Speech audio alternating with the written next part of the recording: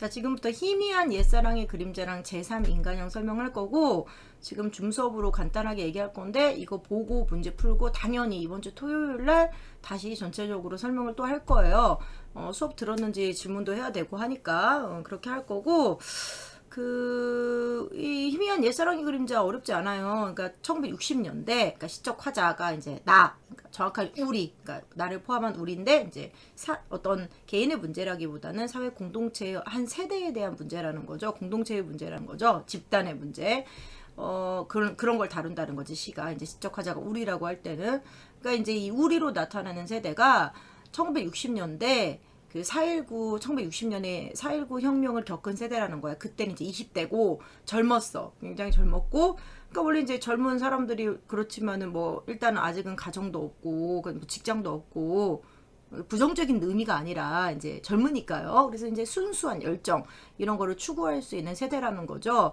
이제 4.19 혁명 자체가 이제 민주주의의 가치를 국민의 손으로 직접 이룩한 그런 혁명이기 때문에 뭐 그런 어떤 순간 이상을 추구했던 시대, 민주적 가치, 평등, 자유 이런 걸 추구했던 세대인데, 그러니까 이제 그러고 나서 젊을 때 그렇게 이제 순수한 열정을 가지고 순수한 삶을 순수라는 말 많이 할 거야. 순수한 열정, 뭐 세속적 이해관계와 상관없는 어떤 이상, 꿈 이런 거를 추구했는데, 뭐 다들 그렇지만 시간의 흐름에 버틸 수 있는 게 별로 없거든요.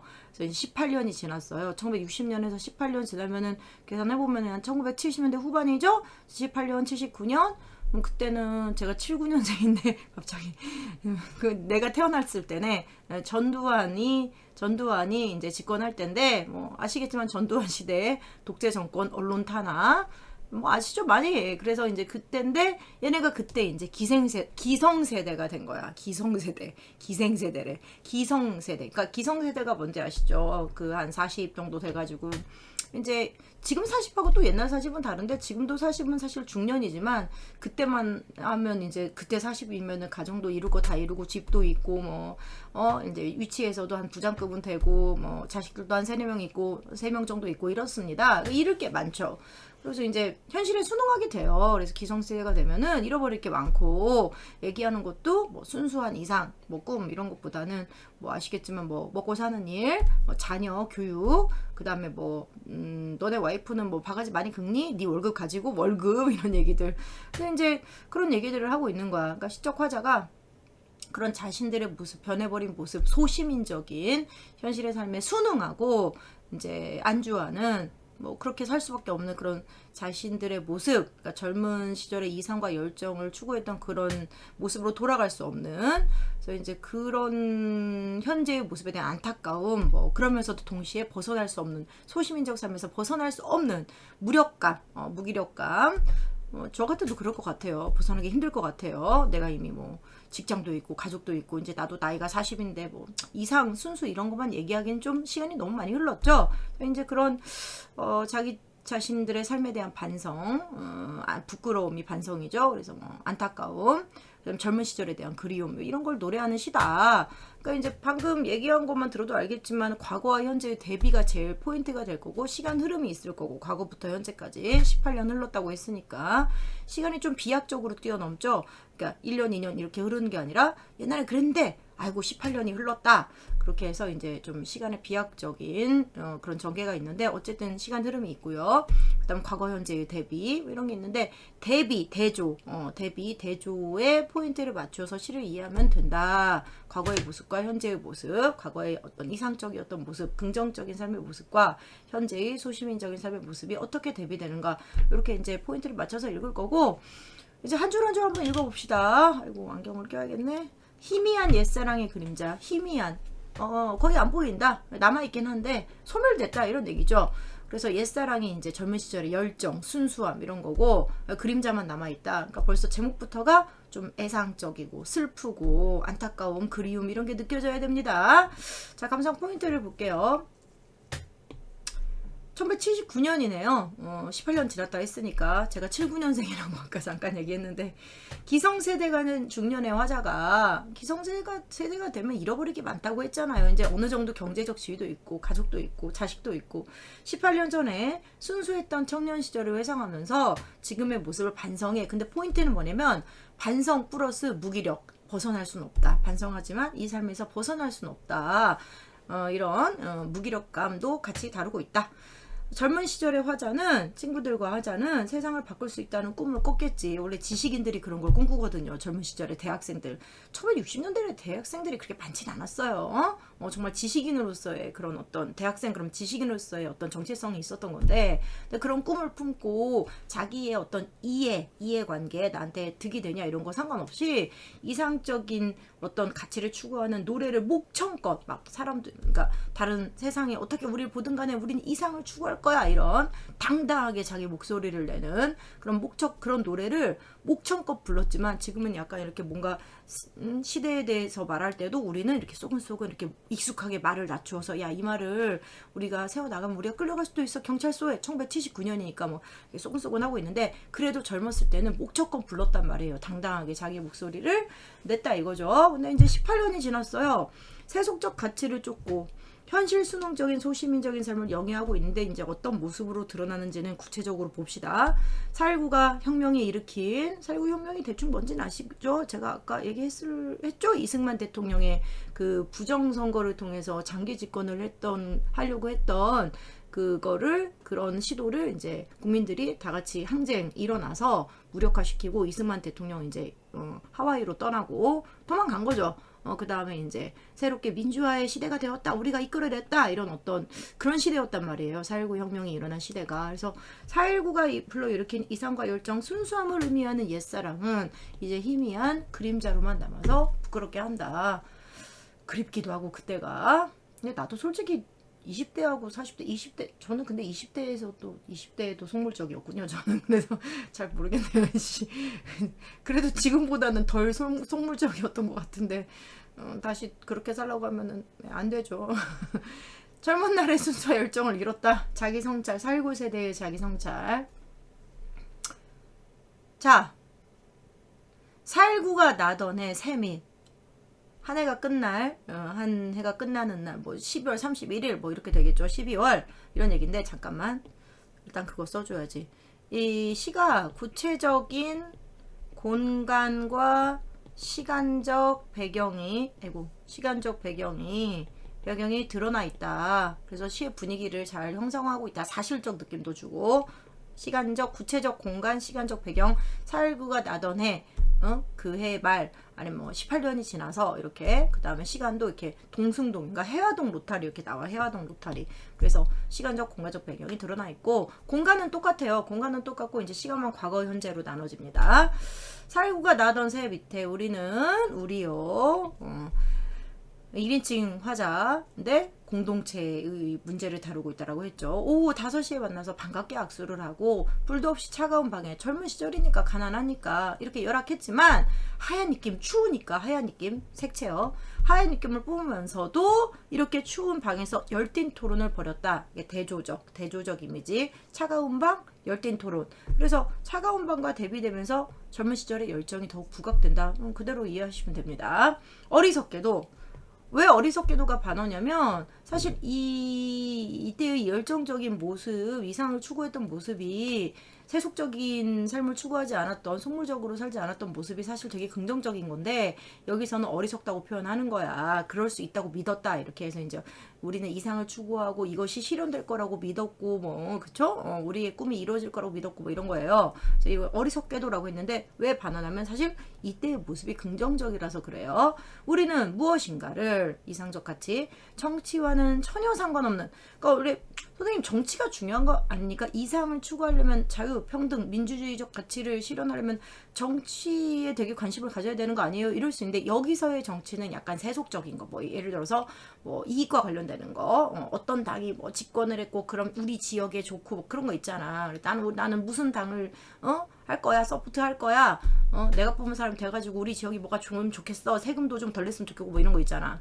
그래서 그런 거 말고, 정치와는, 그러니까 이게 정치와 전혀 상관없는, 뭐 정치에 무관심했다, 그래서 약간 부정적이다, 그런 거 아닙니다. 그러니까 이상적 가치가 정치보다 뭔가 약간 세속적인, 약간 그런 가치 보다 더 중요하다, 뭐 영원한 것을 의미했다 이렇게 돼 있는데, 그냥 더 중요하다, 가치 있다 이 정도로 정치와는 전혀 상관없는 무엇인가를 세속적 가치나 이해 타산과 관련 없는 무엇인가를 위해 살리라 믿었던 것이다. 결론 없는 모임. 이것도 결론 없는 모임도 그러니까 과거의 모습은 다 일단 긍정이에요. 결론이 없으니까 뭔가 좀 탁상 공론하냐? 이런 거 아닙니다. 시간 낭비하냐? 이런 거 아니에요. 뭐 좀 우유부단 아니에요. 그냥 되게 열정을 가지고 이런저런 얘기를 한 거야. 꼭 결론을 지어서 네가 이겼고 내가 졌다, 내가 이겼고 네가 졌다 이런 게 아니라 그냥 이런저런 얘기를 하는 거야. 자기들의 이상을 자유롭게 얘기하는 거지. 이런 모임이 있으면 참 좋은데 결론 없는 모임을 끝낸 밤 굉장히 순수한 그런 그 이야기를 순수한 이야기를 했던 그런 밤에 이상을 추구하는 얘기를 나눴던 그런 밤 로타리 해화동 로타리 공간이죠. 공간적 배경 아까 얘기했어요. 해화동 로터리에서 대포를 마시며 뭐 큰 술잔으로 마시는 술인데 원래 돈이 없을 때 마시는 술이에요. 큰 술잔에 그냥 맥주라든지 이런 거 막걸리 뭐 이렇게 해서 먹는 거야.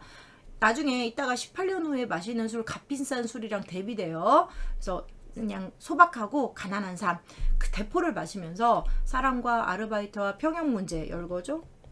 일상의 고민인데 선생님 아르바이트나 이런 거는 약간 뭐라고 해야 될까 좀 세속적인 거 아니에요? 아니 여기서는 그런 건 아니야. 뭐 이렇게 아르바이트가 그냥 일상 속에서 부모님한테 손 안 벌리고 내가 어떻게든 일을 해봐야 돼 가난하니까 뭐 이런 정도지.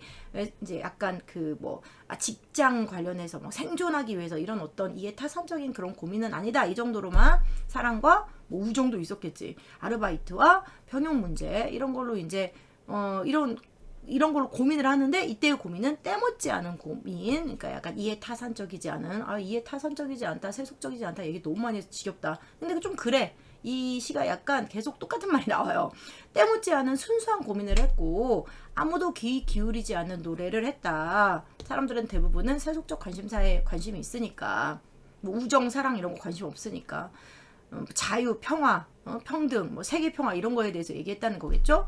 누구도 흉내낼 수 없는 노래 그 청년 시대만이 열정을 가지고 순수하게 할 수 있는 노래 이런 거를 제마다 목청껏 목청껏 불렀다 해서 남한테 좀 이거 민폐 아닙니까 이렇게 생각하진 않겠죠. 아까도 말했지만은 당당하게 자기의 의견을 막 숨어서 하는 게 아니라 당당하게 얘기했다 이렇게 이해하시면 됩니다. 역시 청년의 패기 뭐 이런 거지.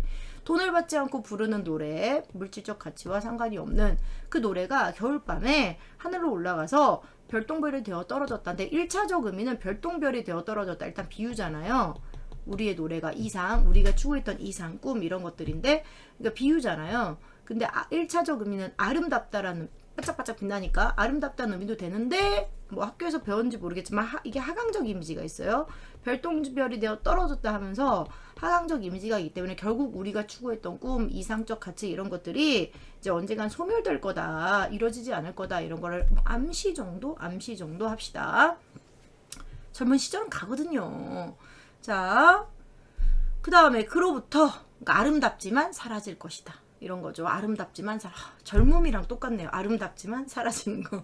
그로부터 18년 오랜만에 구체적 시간 우리는 모두 무엇인가가 됐다는 게 이제 한 자리씩 한다는 건데 그게 꼭 뭐 어떤 위치를 말하는 건 아니고 그냥 뭐 어쨌든 직장도 가질 거고 가족 안에서 아버지의 역할도 할 거고 남편이 되기도 하고 뭐 그렇잖아요. 그래서 무엇인가가 되어서 잃어버릴 게 많은 거야. 세상이 뒤집히면. 그래서 혁명을 했던 시대였는데 혁명이 두려운 기성세대 그러니까 소시민이 된 거죠. 넥타이를 메고 다시 모였다. 넥타이 현실의 어가 현실에 얼매여 있다. 현실의 어감을 상징하고 넥타이를 메고 다시 모였다. 회비를 10,000원씩 걷고 처자식들의 안부를 묻고 되게 속세적이지 세속적이지 월급이 얼마인가 치솟는 물가를 걱정하면서 그러니까 예전에 했던 얘기들하고 좀 다르다는 거야. 순수한 이상을 추구했고 약간 이런 거랑 좀 다르다는 거야. 치솟는 물가를 걱정하고 즐겁게 세상을 개탄한다는 건 이건 수특으로 나와 있는데 이제 약간 세상 일에 관심이 별로 없어. 그러니까 세상을 개탄할 때도 요즘 젊은 것들은 말이야 약간 이런 거 있지. 그러니까 누가 들어도 뭐 딱히 상관없는 즐겁게 세상을 개탄한다. 이게 약간 진심이 없다. 세상 일에 관심 별로 없다. 그냥 뭐 이렇게 입으로 하는 얘기인 거지. 어린 것들이 말이야 뭐 우리 회장이 말이야 뭐 이러면서 세상 어떻게 돌아가려고 이렇게 세금을 많이 걷고 뭐 이런 얘기들인 거죠.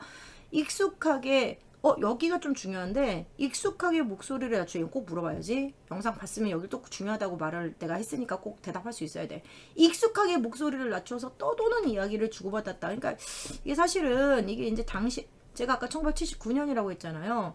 독재 정권이죠. 이제 막 언론 탄압하고 막 사람들 두드려 패고 사람들이 막 길거리에서 끌려가고 그럴 텐데 그게 이제 그런 얘기들이 사실 떠도는 얘기인 거야. 근데 그거를 익숙하게 목소리를 낮췄다는 건 이게 이제 부정적 현실에 순응하는 모습인데 부정적 현실인 것 자체를 부정적이고 억압적인 시대 현실, 시대적 분위기가 부정적이고 억압적이라는 거를 드러내면서 동시에 거기에 순응한다. 저항하는 게 아니라 순응한다. 목소리를 낮추잖아. 누가 자기 목소리 들을까봐. 그래서 나도 끌려갈까봐 알겠지? 그래서 이런 순응, 저항이 아니라 순응하는 소시민적인 모습을 보여주고 있다.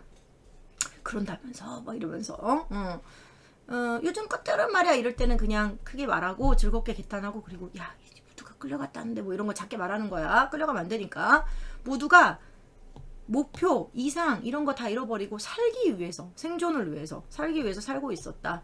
좀 슬프네요. 아무도 이제 노래를 부르지 않았다. 적잖은 술과 비싼 안주. 적잖은 술과 비싼 안주는 이제 어느 정도 경제적 여유가 생겼다는 겁니다. 원래 기성세대가 되면 경제적 여유가 좀 생기잖아요. 근데 요즘이 더 힘들죠. 그렇게 생각하면은 기성세대 돼도 경제적 여유가 없을까봐 쩔쩔 매는 세대 아닙니까? 시대 아닙니까? 참 그런 거 생각하면 에이 모르겠다. 요즘도 힘들어. 적잖은 술과 비싼 안주를 남긴 채 우리는 달라진 전화번호를 적고 헤어졌다. 몇시서는 포커를 하러 가고 이제 다 같이 얘기하지도 않아. 열띤 토론 그런 거 없어. 그냥 몇시서는 마음에 맞는 애들끼리 야 포커 칠래? 포커. 춤추러 가고 향락적인 삶. 이제 아마 이 우리라고 했지만 그 안에 이제 시적 화자를 포함해서 몇일 거야. 이 몇시서는 허전하게 뭔가 우리가 잃어버린 게 있는데 옛날엔 이렇지 않았는데 이렇게 생각하는 성찰하는 화자가 이 안에 들어가 있겠죠. 몇시서는 허전하게 동승동 길을 걸었다. 해화동 로터리 바로 옆이래요. 그래서 이런 게 이제 공간적 배경 그대로 나와 있는 거죠. 돌돌 마른 달력이 이제 일상적 사물인 거야. 우리가 이제 회사나 이런 거 다니면은 회사나 은행에서 준단 말이에요. 이렇게 올해 뭐 내년 달력입니다. 이렇게 주는데 그걸 돌돌 말아서 소중하게 옆에 꼈다는 게 이게 뭔 말이냐면은 소중한 내 달력 이렇게 일상적 사물이잖아. 그러니까 이제 소시민적인 삶의 태도인데 일상에 순응하는 모습, 소시민적인 모습. 그냥 순응하는 거야. 내년 달력도 받았구나. 돌돌 말고 내년 또 이렇게 살아가봐야겠다. 이런 거지. 그래서 소시민적인 모습을 보여주는 게 돌돌 마른 달력입니다. 일상적인 어떤 사물이에요. 달력이. 그래서 소중하게 옆에 끼고 좋은 거 아니야? 달력이 막 옛날 과거의 어떤 뭐 소중한 가치를 추구했던 뭐 이상을 추구했던 과거의 모습 이렇게 하지 마. 그냥 일상물이야. 일상적 사물이야. 그래서 현실에 순응하는 모습을 보여주는 거죠. 오랜 방황 끝에 되돌아온 곳. 우리가 이제 방황을 했었는데 이제 결국 그런 방황 거쳐서 기성세대가 되어서 되돌아왔다는 거지. 근데 이제 우리는 그런 이상과 열정이 없어. 그래서 우리의 옛사랑이 피 흘린 곳에 우리가 이상적인 어떤 이상을 추구하고 열정을 추구하면서 투쟁하고 항쟁했던 그곳에 이제 낯선 건물들이 수상하게 들어섰고 플라타나스 가로수들은 눈치만 봐도 딱 알겠지. 얘네만 안 변하는 거야. 그러니까 얘네가 변하지 않아서 그 자리에 있으면서 남아있는 몇 개의 마른 잎을 흔들면서 우리의 고개를 떨구게 했다. 변하지 않는 것도 있는데 왜 나는 변했을까? 그러니까 이게 플라타나스 가로수 혹은 플라타나스 가로수의 이 마른 잎들이 바로 성찰의 매개체. 왜? 변하지 않는 것도 있는데 왜 우린 변했을까? 이런 거죠. 그 다음 바로 보시면 이게 이제 내면의 소리인데 내면의 화자의 내면의 소리 내면의 정서인데 부끄럽지 않은가? 서리법이죠. 그리고 부끄럽지 않은가 하고 이렇게 돼 있는데 이게 행이 나눠져 있거든. 그래서 뭐 부끄럽지 않은가 2번 반복했는데 동일한 문장 반복도 되고 문장 반복 그 다음에 혹시나 동일한 시행 반복도 돼요. 동일한 시행 반복도 돼요. 여기에서 나와요. 시행. 근데 아마 동일한 문장 반복으로 나오지 않을까? 그래서 서리법, 의문형 진술로 화자의 내면을 성찰적 태도를 강조하고 있다. 근데 문제는 이렇게 반성을 느꼈지만 부끄러움을 느꼈는데 성찰을 하고 부끄러움을 느꼈는데 그럼 바람의 속삭임을 의인법 부끄럽지 않은가라고 속삭이는 바람이니까 의인법이죠. 바람의 속삭임을 귓전으로 흘렸어. 회피야. 회피. 됐지? 응, 회피. 아이고. 그러니까 내 말에 귀쳐 놀렸다가 회피야. 우리는 이제 다시 돌아왔어. 일상의 문제로 심지 중년기의 건강을 이야기했고 약간 세속적인 거죠. 이것도 세속적 관심이죠. 소시민적 모습이죠. 내 몸은 건강해야지. 그래야 돈 많이 벌어서 먹고 살지. 그치? 또 한 발 깊숙이 늪으로 발을 옮겼다. 늪이 의미하는 게 뭐겠습니까? 소시민적 일상이 벗어날 수 없는 소시민적 일상, 현실의 억압 이런 거죠. 근데 이렇게 살 수밖에 없다는 얘기야. 그래서 여기서 느껴지는 마지막에 느껴지는 건 이제 무력감이 있어. 무력감, 비애 이런 게 좀 있습니다. 극복 의지 이런 건 없다는 얘기예요. 오케이 이러고 끝나요. 그리고 이제 표현법이 되게 많지는 않아. 근데 이렇게 보시면 알겠지만 일단 연이 안 나눠져 있고요. 그냥 단연시입니다. 그 다음에 뭐뭐했다 종결함이 반복이 있고 그 다음에 이건 이제 내가 다시 한번 얘기할 건데 문장 구조 반복돼 통사 구조 반복되는 거 알지? 뭐 예를 들어서 색깔 좀 바꿔볼까? 문장 구조 아무도 귀 기울이지 않는 노래를 누구도 흉내낼 수 없는 노래를 돈을 받지 않고 부르는 노래는 뭐뭐 하는 노래는 이런 식으로 그치? 그 다음에 무엇인가가 되어 기성세대가 되어 같은 노란색이 안 보인다. 무엇인가가 되어 기성세대가 되어 이런 것도 그렇고 그 다음에 세상을 개탄하고 목소리를 낮추어 이야기를 주고받고 뭐 이런 것도 그쵸? 그래서 이런 게 이제 통사구조 문장 구조의 반복이다. 그러니까 얘가 반복이 많아요. 통사구조 반복이 있고 우리라는 시어도 반복하고 우리라는 시어도 계속 반복하고 노래도 반복하고 뭐 유사한 시구의 반복, 뭐뭐 하는 노래 그래서 유사한 시구의 반복도 되고 통사구조, 문장구조 반복도 되고 심지어 동일한 문장의 반복도 있고 동일한 행의 반복도 있어요. 그래서 반복을 통해서 율격을 형성하고 있다, 음악성 형성하고 있다 이런 얘기입니다. 물어봐야지. 자, 그러면 나머지는 어디 보자. 쉬운 일상어 맞죠? 되게 쉬운 그러니까 일상적 경험.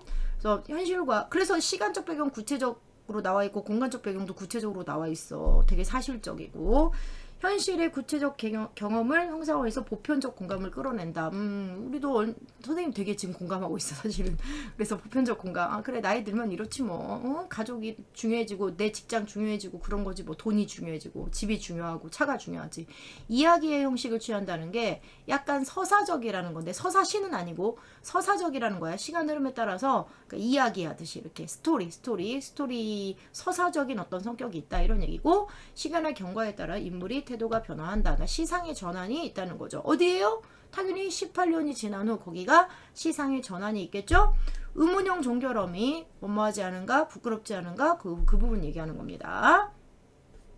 나머지는 뭐 차가운 방 젊은 시절에 좀 가난하고 빈곤했던 힘들었던 상황 그 상황에서도 노래를 부르고 열띤 토론을 했는데 그치? 지금은 경제적 여유는 있지만 그렇게 안 살아. 그래서 이런 것들 여러 가지가 다 상징이야. 그러니까 어떻게 상징이냐면 과거의 이상적인 모습을 상징하는 것과 현재의 소시민적인 삶, 세속적인 삶을 상징하는 걸로 나누어진다. 이런 얘기입니다. 네. 뭐 한마디 덧붙이자면 이게 1979년에 시가 나왔는데 이미 그 어떤 잡지에 이렇게 문학 잡지에 실어서 나오기로 했는데 검열을 한 거야. 또 검열을 하셔가지고 이 시가 늪이라는 단어가 있는데 현실을 너무 부정적으로 인식하고 있다. 북한이냐고요. 북한이 진짜 1979년 80년 어떻게 살았나 몰라. 북한이냐고요. 그 늪이라는 단어가 너무 현실을 부정적으로 생각해서 기존 정치 정부에 대한 비판이 있는 것 같다. 그래갖고 폐간됐어요. 그거 실리기로 폐간됐나 아니면 그 시 자체가 못 실리기로 했나 아무튼 내 생각에 내가 이게 검열돼갖고 안 나오게 됐어 시가. 그래갖고 제가 그걸 알고 얼마나 황당했는지. 뭐요 이게 늪이란 단어도 못 쓰니? 아무튼 그러니까 난 더 웃긴 건 사실 선생님 입장에서는 늪이라는 단어 갖고 차라리 검열해가지고 넌 이 시대를 좀 그렇게 부정적으로 보고 있는 것 같아. 우리 위대하신 전두환 대통령이 다스리는 시대인데 뭐 이렇게 하는 게 너무 웃기고 나 같으면은 굳이 나보고 검열해서 잘라라 그럴 거면은 여기 익숙하게 여기가 훨씬 더 늪은 그냥 소시민적인 자기 삶 뭐 시대에 대한 비판이라기보다는 내 삶이 좀 소시민적이다 뭐 이런 건데 여기가 익숙하게 목소리를 낮춰서 떠도는 이야기를 주고받았다. 이게 훨씬 더 이렇게 시대에 대해서 시대가 뭔가 이런 얘기를 주고받은 걸 들키면은 뭐 끌려갈 것 같으니까 우린 조용히 얘기하자. 이런 게 더 시대적으로 억압적이라는 걸 보여주는 언론 매체에 대한 어떤 탄압도 있었고 이런 걸 보여주는 거 아닌가 해서 내가 이 부분을 가지고 넌 지금 매체 탄압을 비판했구나 하면서 이렇게 잘라 싫지 마 이렇게 하는 건 이해하는데 늪 가지고 늪으로 표현했다고 삶을 글쎄요 문학적인 감수성이 너무 없었던 사람들 아닌가 검열했던 사람들이 어쨌든 잘리긴 잘렸어요. 슬픈 얘기죠. 그쵸? 자 이제 얘는 사실은 간단하게 할게. 그러니까 너네가 혹시 이 부분을 오해하지 않을까 뭐 소설 얘기는 이미 다 했고 어려운 것도 아니고 해서 문제 풀면서 또 얘기할 건데 뭐 그쵸? 1950년 그러니까 이제 전쟁 6.25 전쟁을 배경으로 하고요. 아까 방금 했던 시도 역사적인 사실 4.19 혁명을 배경으로 하는데 얘도 이제 6.25 전쟁이라는 역사적 사실을 배경으로 하면서 창작의 배경으로 그러니까 작품의 배경으로 하면서 사실성을 부여받고 있죠. 현실성, 사실성을. 아무튼 그러니까 6.25 전쟁 겪으면서 3명의 인물형이 있다라고 너무 다 얘기를 했기 때문에 굳이 뭐 여기를 또 얘기해야 하나 싶은데 뭐 알죠? 세속적 가치에 초연했는데 그땐 좀 빼짝 말랐거든. 마르고 막 눈이 빛나고 막 좀 그랬는데 얘가 이제 전쟁을 겪으면서 먹고 살아야 되니까 운수업 알지? 그러니까 트럭 한 대를 빌려가지고 어떻게 운수업을 했는데 그게 잘 맞아 떨어진 거야. 그러니까 엄청 부자가 된 거야. 사장님 소리 듣게 된 거야. 뭐 그러면서 이제 정신적으로 타락을 한 거지. 문학인으로서의 소명을 잊고 산 거지. 사명을. 근데 이제 얘를 그렇게 따르던 그냥 명랑한 선생님 세상은 너무 아름다워요. 막 이렇게 그리고 이따가 한번 얘기했는데 이제 얘가 서울 생활할 때 전쟁 전에 서울에서 조은을 따르면서 함께 이제 문학적 얘기를 많이 나눴고 조은도 그때는 그냥 얘는 제자인 거야. 약간 얘가 미가 문학적 재능이 좀 있긴 있었어. 그래갖고 조은이 거기에 관심이 있어가지고 얘를 좀 이끌어 보려고 했던 진짜 진정한 문학적 사제관계라고 해야 되나? 근데 이제 그때 미가 무슨 말을 하냐면은 선생님도 좀 인생을 즐겁게 사세요. 그러면서 저는 인생이 너무 그러니까 조은이 넌 인생이 즐거워? 뭐 이렇게 지금 이 시대가 즐겁다고 막 조은이 그때만 해도 이제 세태에 대해서 되게 비판적이고 그런 생각을 갖고 있던 젊은 문인이라 넌 이 시대가 즐겁니? 그러니까 이제 저는 사실 저희 어머니가 저 낳기 전에 저를 임신하기 전에 이미 그 전에 뭐 어머니 뱃속에 이제 형인지 언니인지는 모르겠지만 오빠인지 언니인지는 모르겠지만 애가 하나 더 있었는데 그 엄마가 유산을 했다. 그래서 그 유산하고 너무 슬퍼하시다가 그러고 나서 바로 임신해서 나를 낳았는데 그렇게 생각하면은 그 유산한 언니 오빠 뭐까지 열심히 더 살아야 될 것 같고 이렇게 힘들게 그 언니 오빠 누구든지 태어났으면 나는 못 태어났을 텐데 이렇게 힘들게 정신과 육체를 받아서 태어났으니까 나는 이왕 태어난 김에 세상을 즐기면서 살 거예요 하면서 굉장히 낙관적이고 막 그랬던 애예요. 그러니까 내가 이 얘기를 굳이 하는 건 뒤에 여기 이 부분인가? 이것도 저것도 아니면 세상 나오지 않을 걸 그랬군. 언니인지 오빠인지 모르는 그 애기에게 양보할 걸 그래서 이게 무슨 이걸 또 위로라고. 아무튼 이 부분이 이제 약간 그런 거야. 그러니까 미가 왜 세상을 더 낙관적으로 살려고 했었나. 이제 전쟁 전에 서울에서 함께 지낼 때 서울에서 함께 이제 그런 얘기를 할 때 했던 얘기인 거야. 그래서 이 생각을 이제 다시 불러일으켜줘서 좀 더 낙관적으로 살아라 이런 얘기를 이제 과거의 미의 그런 낙천적 모습을 보고 싶었던 건데 그런 얘기가 있었어. 그 정도로. 중요하진 않아. 그리고 이제 제3 인간형이 그거였죠. 이도 저도 아닌 거. 조은처럼 완전히 사명을 버리지도 않았고 미희처럼 사명을 찾아가지도 않고 여기 나오는 서기처럼 조은의 친구인 서기처럼 좀 우유부단하게 이러지도 저러지도 못하는 게 제3 인간형이다. 그래서 독자들은 이 세 가지 인물의 유형을 통해서 어떤 삶이 바람직한 삶인가를 생각해 볼 수 있다. 뭐 이런 의도가 있죠. 작가의 의도가. 그냥 전체 줄거리만 볼까? 6.25 전쟁 전에 작가였으니까 조은하고 되게 친했고 그리고 석이 조은을 되게 인정하고 있었어. 문학적으로서 자질이 있고 개성이 뛰어나고 이렇게 인정하고 있었던 그리고 석도 이제 석하고 조은도 얘랑 이제 좀 친했고 같은 신문사에서 일했거든. 그래서 사실 조은이 서기를 찾아온 거야. 마음의 상처. 그러니까 미의 그 편지와 그 선물을 검은 넥타이 원래 자기 하고 다녔던 전쟁 전에 그걸 보고 제가 난 정말 개똥처럼 살고 있구나. 어떡하지? 그래 나와 함께 문학 청년이었던 서기를 찾아가서 앞으로 어떻게 살아야 될지 좀 조언도 얻고 내 이 쓰라린 마음을 서기는 이해해 줄 거야 하고 온 거야. 알겠지? 뭐 구원을 바라 자네에게 구원을 바래서 왔네라는 마지막 부분이 그런 거야. 둘이 이제 같이 신문사에서도 일했고 둘 다 문학 청년이었고 그래서 서기는 피란지인 부산에서 교사로 일해요. 그러니까 이제 생계를 위해서 교사로 일하는데 글을 쓸 수가 없는 거야. 자기 사명 글을 쓰는 건데. 그래서 초조함과 공허함을 느끼고 있었죠.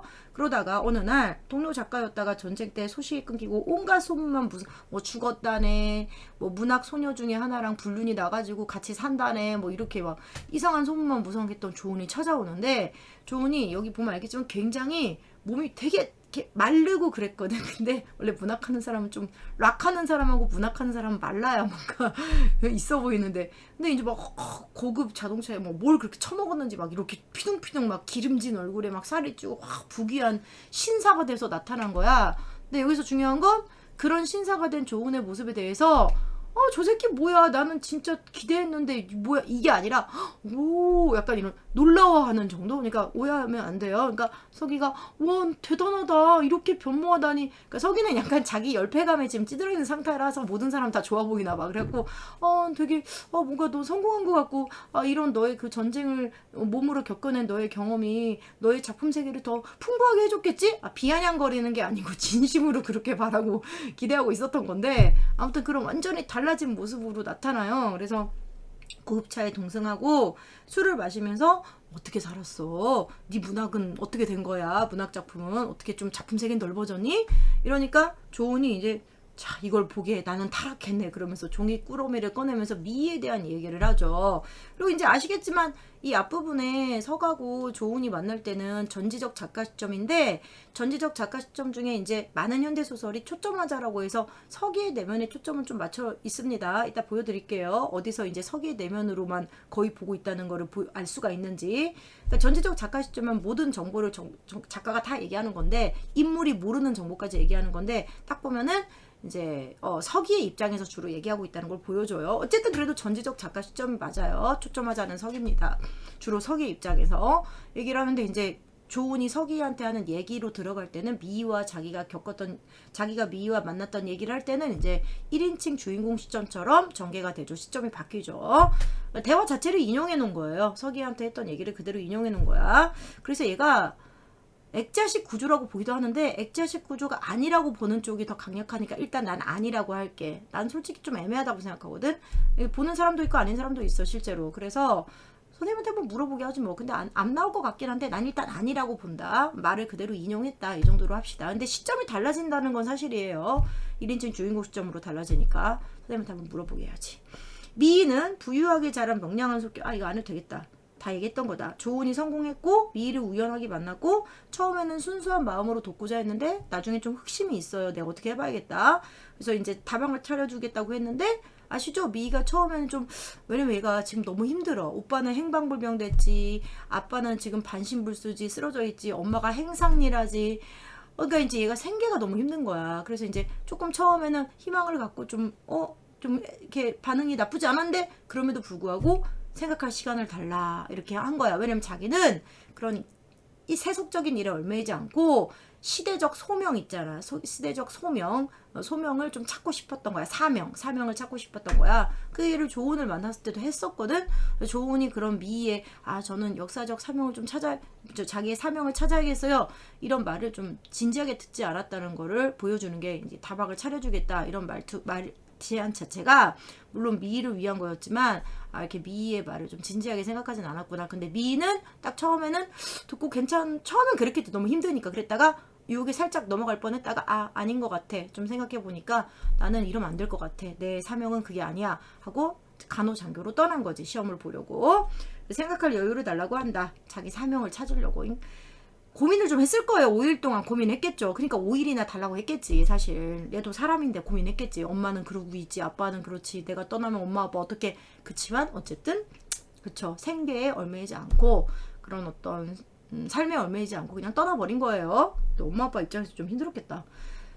며칠 후 조은을 만나기로 한 날 간호장교에 지원해서 시험 보러 대구 갑니다. 대구를 가요. 그래서 그거랑 편지랑 넥타이를 넣고 떠나는데 이제 좀 그러니까 미 입장에서 좀 얘기하자면 나타나 있진 않지만 좀 추론해보자면 적절한 추론을 해보자면 조은이 좀 안타까운 거지. 좀 안타깝고 옛날에는 이런 선생님이 아니었는데 굉장히 좀 순수하고 그 다음에 그 문학인으로서의 사명 이런 게 있고 세태에 대해 저항하는 정신을 갖고 있어서 항상 검은 넥타이를 하고 다녔었는데 검은 넥타이가 이제 이 시대의 정신은 죽었다 이런 의도로 이렇게 하고 다녔던 넥타이거든.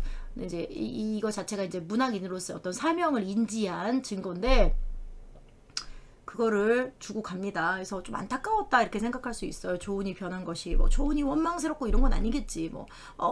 이 혐오 그건 좀 애매하다고 난 생각해. 옛날 모습으로 돌아갔으면 이런 안타까움 아닐까요?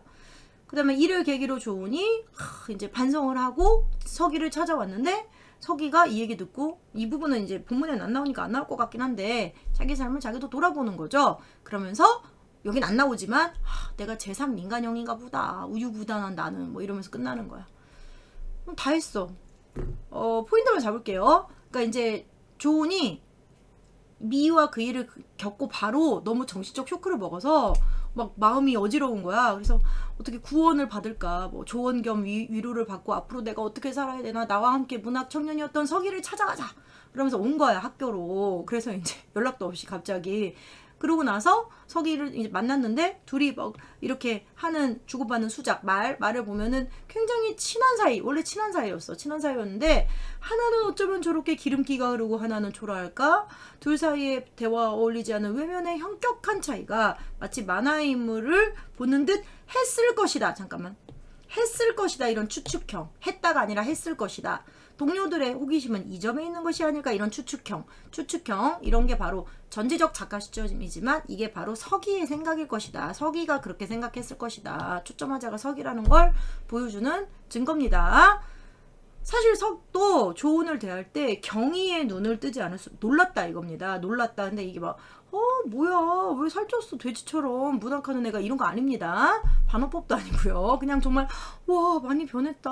좀 좋아 보이는데? 그래서 억지로 하던 버릇대로 농조로 말을 끄집어냈으나 그와 대조해서 내가 너무 초라하다. 열등감도 좀 느껴지는 거야. 미상불 아닌 게 아니라 정말 주는 게 잡히기까지 하였다. 아니 자네는 이렇게 몸이 나고 몸이 불고 이렇게 좋은 옷을 입고 이렇게 훌륭한 모자를 쓰고 또 고급차로 출입을 하고 할 때가 있었던가? 세상이 참 변하고 볼 일이네. 이거를 비난이라고 하지 마세요 제발. 아닙니다. 기적 같단 말이지.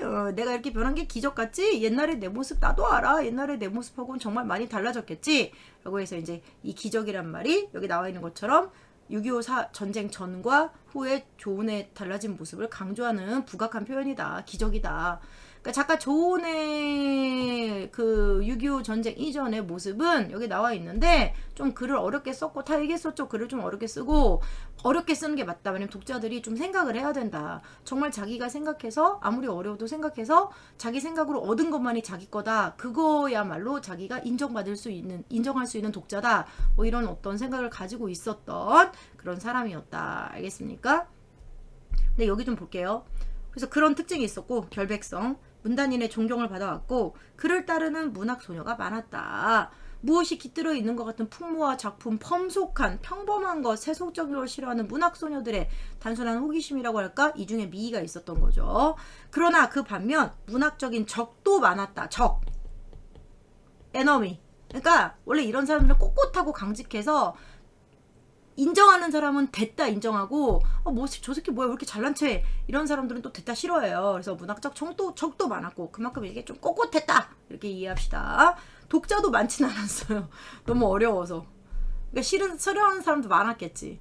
신음하면서 찾아 얻으려는 사람만을 시인할 수 있다. 알겠지? 어려워도 생각을 해라.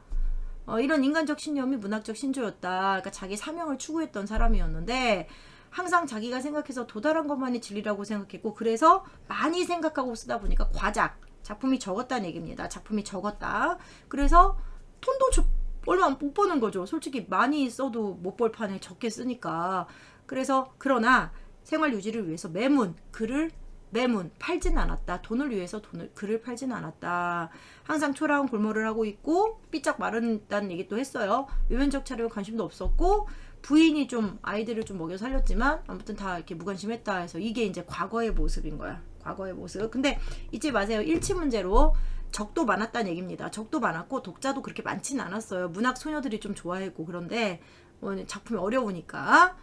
그리고 아까 내가 했던 얘기면 이건 다 이해될걸요. 더 이상 안 할게요. 똑같은 동호 반복하게 될 것 같아서.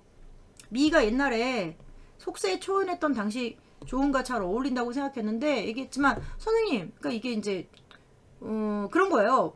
선생님 그때 뭐 미가 선생님도 좀 그러니까 낙천적인 시절에 그 전쟁 전에 미는 좋은 선생님도 좀 긍정적으로 사세요 이렇게 했는데 넥타이가 잘 검정 넥타이는 좀 그런 게 아니잖아요. 낙천적으로 사는 게 아니잖아요. 좀 비관적인 거잖아요. 세태에 대해서. 근데 좀 말이 안 맞지 않나요? 근데 이런 거야. 잘 어울리는데 역시 선생님과 잘 어울려요. 그러니까 그런 부분을 존경하긴 했어. 근데 너무 그렇게 비관적으로만 살 건 없다. 좀 낙관적인 것도 사람 즐겁게 사는 것도 좋다. 이렇게 해서 그냥 넥타이를 선물을 한 거야. 그 정도로만 이해해라. 근데 잘 어울린다고 생각했어. 그리고 나서 전쟁을 겪으며 아까 얘기했지. 그리고 고백한 다음에 미와의 일화를 들려줍니다. 근데 나는 액자식이라고 해도 된다고 생각하는데 대부분이 액자가 아니라고 하니까 말을 그대로 인용했다고 해서 액자가 아니라고 하니까 학교장님 다 확인을 할게요. 나머지는 안 해도 되겠지. 낙관했고 아마 이 부분에서 제일 이해가 안 되는 거는 그 부분 아니었을까?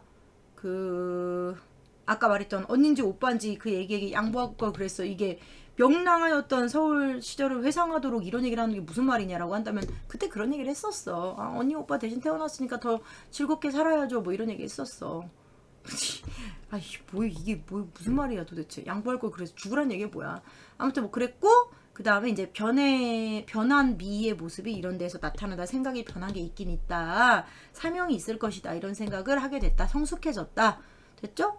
그리고 여기 보시면 이런 부분이 이제 좀 예전에 좋은과는 다르게 좀 말장난? 그러니까 그건 미인답지 않은 질문인데 인생학이 변했나? 이를테면 180도 전환이 됐나? 지금 비가 나니? 비가 나는 건 아니에요. 옛날에 조언이라면 비가 나는 건 아니에요. 그 말 듣고 비가 나네? 그럼 낙관이군. 이런 얘기는 안 했을 거야. 너무 1차원적이지 않아요? 비가 나네? 낙관이 이게 뭐야? 너 나 싫어하니? 아니? 너 그럼 나 좋아하는구나. 뭐야?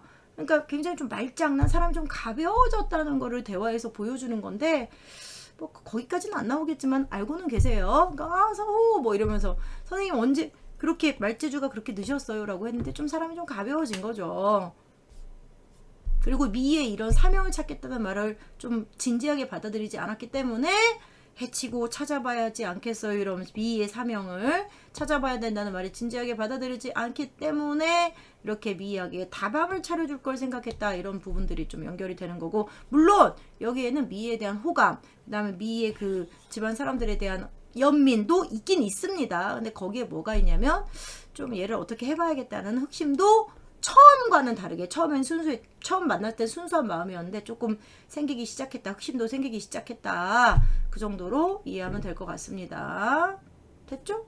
마지막에 내가 미 얘기 다 끝났고 천야마냥 높은 낭떠러지를 굴러 떨어지는 듯 했네라고 하면서 이제 충격을 표현한 건데 내 삶이 얼마나 거지 같은 삶인가 사명을 잃어버린 삶인가 이렇게 쟤는 저렇게 성장했는데 그래서 충격을 받은 건데 근데 그거를 잡으려고 한 게 친구의 구원이었네. 그래서 왜 서기를 찾아왔는지도 설명했어요. 어떤 위안이라든지 그 다음에 앞으로 나아가야 될 삶의 방향성에 대해 좀 조언도 얻고 그러려고 했다고 했어요. 뭐 지금의 현실에 대해서 좀 아니야 지금의 네 삶도 괜찮아 이런 말 들으려고 온 건 아니야. 알겠죠? 여기까지 하겠습니다.